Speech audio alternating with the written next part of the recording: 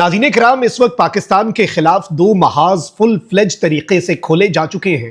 और अगर किसी को लगता है कि पाकिस्तान के खिलाफ टू फ्रंट वॉर अभी मुसल्लत होनी है तो ये उसकी खाम ख्याली है, क्योंकि पाकिस्तान के खिलाफ टू फ्रंट वॉर का आगाज हो चुका है। एक जानिब सिंदूर 2.0 और दूसरी तरफ तालिबानी रिजीम की हठधर्मी। तशवीशनाक खबरें आ रही हैं। इस वक्त बॉर्डर पर जंग छिड़ चुकी है। ये जो खबर मैं आपको देने जा रहा हूं कि रात गए भारत और पाक अफगान बॉर्डर के ऊपर दोबारा से खतरनाक हमले जो हैं वो अब शुरू हो गए हैं। पाकिस्तान ने अपना जो अलर्ट लेवल है, जो हंगामी अलर्ट है, उसको बढ़ा दिया है। पाक फजाइया, पाक फौज, पाक बहरिया वो इस वक्त मुकम्मल तौर पर रेड अलर्ट पर पहुंच चुके हैं। हाई अलर्ट से भी ऊपर रेड अलर्ट। मुझे लग रहा है कि ग्रुपिंग्स हो गई हैं मुस्लिम वर्ल्ड के अंदर। There are groupings in Muslim world. सवाल ये पैदा होता है कि हमारे तो ब्रदरली इस्लामी कंट्री हैं, तो ये क्यों ऑपरेशन सिंदूर के बारे में सुनते हैं, या क्या ये इनका मौक़िफ़ है? क्या जब ये इंडिया में जाके हमारे जो ब्रदरली इस्लामी कंट्री हैं वो जाके वहाँ पे पाकिस्तान के बारे में सुनते हैं कि उन्होंने कैसे हमें बॉम्ब किया? नाज़रीन के भारत दो फ्रंट हमारे लिए गर्म कर गया है। एक अफगान बॉर्डर, अफगान तालिबान नाज़रीन बड़ा वाज़ेह तौर पर नजर आ रहा है। कोई अभी तक एक ऐसा मैकेनिज्म कि जो सारी सूरत-ए-हाल को, सिक्योरिटी की सूरत-ए-हाल को मॉनिटर करे, उसके ऊपर आकर वो अग्री नहीं कर रहे। वो कह रहे हैं पाकिस्तान की डिमांड पड़ेंगे। दूसरी तरफ भारत नाज़रीन बाकायदा से बिल्ड कर रहा है, पाकिस्तानी बॉर्डर्स के साथ एक्सरसाइज करवा रहा है अपनी मिलिट्री की, अपनी फौज की। और ऐसे टाइम में नाज़रीन नजर आ रहा है, एमिनेंट है, बल्कि तारीखें दी जा रही हैं कि कोई पाकिस्तान के ऊपर अटैक हो सकता है, हमला हो सकता है। और अब हमें ये जो दावा हम करते थे कि एक तरफ हमारा दुश्मन है, दूसरी तरफ हमारा मुसलमान भाई हमसाया है, वो मिथ टूट गई है जी। अब हमारे दोनों तरफ दुश्मन है जिन्होंने अपने हाथ जो है वो जोड़ लिए हैं हमें नुकसान पहुंचाने के लिए। मुझे तो ये शर्म नहीं आती, मुझे तो ये यानी समझ नहीं आती है कि ये अफगान जाके वो न्यू दिल्ली की गोद में बैठे कैसे हैं, किस बलबोते पर बैठे हैं, क्या किया है ऐसा भारत ने उनके साथ, सवाए तकरीबकारों को ट्रेन करने के, सवाए एनडीएस के साथ मिलके स्पिन बॉल के इलाके में फरारी कैंप चलाने के, और क्या किया उन्होंने? उन्होंने किसी जंग में उनका साथ नहीं दिया है। उन्होंने उनको यानी रिफ्यूजीज को एक भी रिफ्यूजी को पनाह नहीं दी है। उन्होंने कुछ भी तो नहीं किया जी। देखिए, यही अहम सवाल है कि वो इस तरह से बिहेव क्यों कर रहे हैं। जिस तरीके से वो अभी तक बिहेव कर रहे हैं, इसका तो मतलब ये है कि वो इस खेल को जारी रखना चाहते हैं। एक ऐसे मुल्क के ख़िलाफ़ जिस पर उनका इन्हसार है, जिसकी उन्हें ज़रूरत है, जिसके यहाँ उनकी 10% आबादी बैठी हुई है, जहाँ वो 40% अपनी एक्सपोर्ट्स भेजते हैं, जहाँ के रूट्स के बग़ैर वो सांस भी नहीं ले सकते, वहाँ मुसलसल 4 साल से वो प्रॉक्सी जंग कर रहे हैं। हर तरह की मिन्नत, हर तरह की समाजत, हर तरह की डिप्लोमेसी, किस्म किस्म की जरगागिरी, उलमा को भी भेज दिया, दानिश्वरों को भी भेज दिया, सफारतकारों को भेज दिया, सियासतदानों को भेज दिया, हुकूमत के मुख्तलिफ आर्गन्स को भेज दिया, लेकिन बात समझ में नहीं आई। उसके बाद बात जंग के दहाने तक पहुंची, तीसरे फरीक बीच में आए, लेकिन फिर भी जो उनका रवैया है कि जब कंक्रीट वादों पे बात आई है, जब इस वादों पे बात आई है कि आप गारंटी दें कि आपकी ज़मीन हमारे ख़िलाफ़ इस्तेमाल नहीं होगी, तो फिर वो इधर उधर देख रहे हैं, किसी चीज़ पे साइन करने को तैयार नहीं है। अगर आप हमारे खिलाफ प्रॉक्सी जंग नहीं कर रहे, ज़ैनब साहब, कतई कलामी की माजरत, इधर उधर किसे देख रहे हैं? क्या तालिबान के साथ ग्लव्स इन हैंड हैं? क्या दबाव में हैं या खौफ में हैं कि यहाँ से हटें तो उन पे ना आ जाएं, या फिर कोई और भी फैक्टर है? देखिए, 3 मुख्तलिफ बातें हो सकती हैं।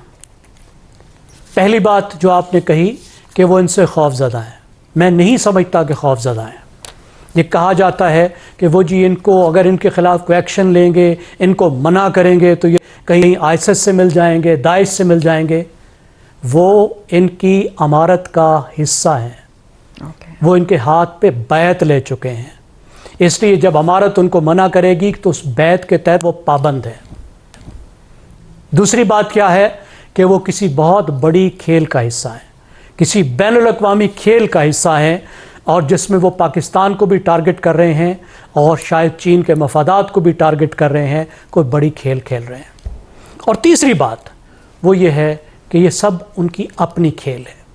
एक तरफ तो अफ़गान रियासत का 85 साला एजेंडा, 87 साला एजेंडा, उसको वो लेकर चल रहे हैं, जिसमें जो उनकी एक्सपेंशनिज्म है, अफ़गान रियासत की जो तोसी पसंदी है, आप देखें कैसी मज़का खेज़ तोसी पसंदी है कि वो माहिदा जिस पर इनकी 4 मुख्तलिफ हुकूमतों ने दस्तखत किए, 150 साल पुरानी बात, दुनिया के तमाम जो लाइंस हैं वो पहली जंग अजीम के बाद और ज़्यादा दूसरी जंग अजीम के बाद ड्रा हुई। खुद अफ़गानिस्तान के बॉर्डर्स बाकी भी इसी तरह ड्रा हुए। तो एक तो वो एक्सपेंशनिज्म, तोसी पसंदी जो उनकी रियासत की है वो है, और दूसरा फिर ख़ुद जो एक दहशतगर्द तंजीम के तौर पर जो वो एक लिवरेज हासिल करना चाहते हैं पाकिस्तान के ख़िलाफ़, और इस लिवरेज को बरकरार रखना चाहते हैं ताकि पाकिस्तान के साथ बत्ताखोरी कर सकें, अपने मफादात हासिल कर सकें, और फाटा पर एक इनडायरेक्ट तरीके से अपनी अमलदारी हासिल कर सकें। किस तरीके से पाकिस्तान इस चीज़ को कबूल कर सकता है? अब भी जब हम बात करते हैं तो वो देखें वो क्या कहते हैं। उन्होंने कहा जी हम इनको रिलोकेट कर देते हैं, इसका तो मतलब है कुछ ही नहीं करना। 100 मील दूर बिठा देंगे तो क्या 100 मील दूर से आके वो बॉर्डर में दोबारा नहीं घुस सकेंगे? ये किस तरह की गारंटी है? दूसरी बात कहते हैं जी आपकी बात करा देते हैं। जब बात करने लगते हैं तो उनकी कोई डिमांड ऐसी नहीं जो दुनिया की कोई भी रियासत कबूल कर सके। वो कहते हैं फाटा में हमारी अमलदारी होगी, हम आएंगे तो असले के साथ आएंगे, फाटा का पुराना स्टेटस बहाल होगा, यहाँ अफगानिस्तान वाली कोई रियासत इस बात की इजाजत नहीं दे सकती। मतलब हम फाटा को खुद से इनके हवाले कर दें, किस तरह हो सकता है? ये तो जंग वाली बात है ना। किसी तरह की कोई तहरीरी गारंटी देने को दुरुस्त हो गया ज़ैगम साहब। तो बात जंग वाली है जो हसन साहब ने कही, ख्वाजा आसिफ ने कही, और जहां आप भी बात को ले आए हैं। नमस्कार दोस्तों, स्वागत है आप लोग का हिंदुस्तानी स्पेशल के और नए वीडियो में। दोस्तों, जब से भारत ने पाकिस्तान के बॉर्डर के पास में ड्रिल करना स्टार्ट किया है, तब से पाकिस्तानी मीडिया से ऐसी खबरें आनी स्टार्ट हो चुकी हैं कि भारत पाकिस्तान पर हमला करना चाहता है और कई जगह पे हमला किया भी। दोस्तों, कल पाकिस्तानी मीडिया में 2-3 ऐसी खबरें चली जिसमें ये दिखाया गया कि भारत ने पाकिस्तान के जो बॉर्डर हैं उन इलाकों में हमला किया है। हालांकि ये न्यूज़ जो है वो कहीं ना कहीं झूठी निकली, क्योंकि ये कोई वर्ल्ड मीडिया जो है उसको उन्होंने कवर नहीं किया। तो ये कहीं ना कहीं पाकिस्तान का प्रोपेगेंडा था जो कि वो दुनिया में फैलाना चाहते थे कि भारत जो है एक्सरसाइज नहीं कर रहा है, वो हमले की तैयारी कर रहा है, और कई जगह पर उसने हमला किया भी। अब जो खबरें आ रही हैं, खबर ये है कि तालिबान और भारत दोनों मिलकर दोनों बॉर्डर से पाकिस्तान पर हमला करेंगे, और ये खबर कहीं ना कहीं थोड़ी बहुत सही भी है। क्योंकि अगर आप देखें राजनाथ सिंह जो हमारे रक्षा मंत्री, उनकी बयान को अगर आप देखें, प्रधानमंत्री का बयान देखें या फिर अमित शाह का बयान देखें, तीनों लोगों का बयान देखें, तो उसमें साफ दिखता है कि भारत जो है वो जो ऑपरेशन 2.2 है उसको लागू करने जा रहा है। और इसी वजह से पाकिस्तानी जो है वो इतना ज़्यादा बौखलाए हैं कि उनको समझ में नहीं आ रहा है कि अगर भारत 2.0 में जो है वो जो है अगर 2.0 जो है अगर वो भारत जो है वो लॉन्च कर देता है तो ऑपरेशन सिंदूर के तहत जिस तरीके की पिटाई हमारी हुई, तो ऑपरेशन 2.0 में हमारी क्या हाल होगी।